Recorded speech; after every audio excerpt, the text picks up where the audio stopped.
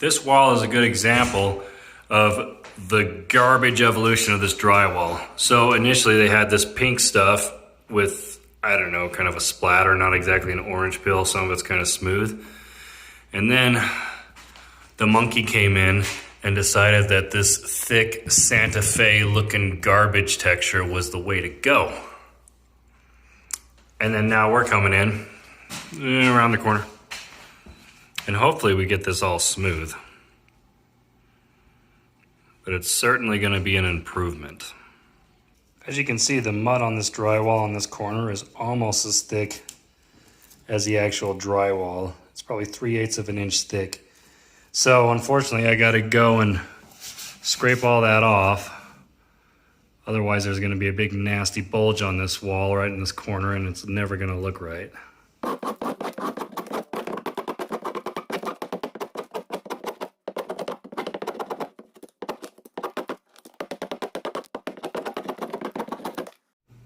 This corner we had to pull off. So now, since we've got to repaint this whole thing, we're gonna take out some of these imperfections, like this line going across here. When you spread the mud out, you want your trowel kind of flat, so you can put it on like that. But then when you scrape it off, you want a really steep angle. And what that'll do is make it extra flat. Taking out some of these scratches, you can see like this one's filled in already. Hopefully you can see, I'll turn the contrast way up when I edit it. Little tiny scratches, we're just trying to make this absolutely smooth.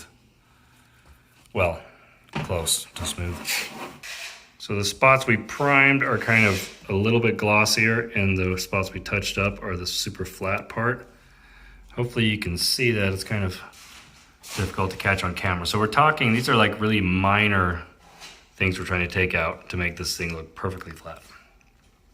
At this point, we put on the final coat of drywall, smooth everything out, and we're ready to throw some primer on here.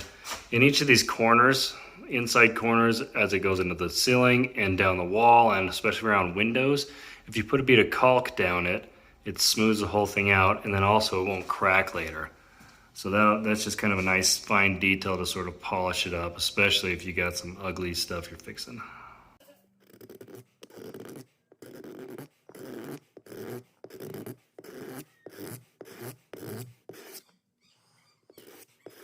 Before I paint it, here's this corner bead, and hopefully you can't see hardly anything. This is actually splatter because I started painting other spots, but I think the drywall is pretty flat. Here's a corner I just barely finished painting. It's kind of a light gray, what we're going for. Aside from some paint splatter that I got to deal with. Otherwise, I think I got it pretty smooth. So I'll put one more coat so you don't see the primer kind of peeking through in some spots. And then that's it. Done.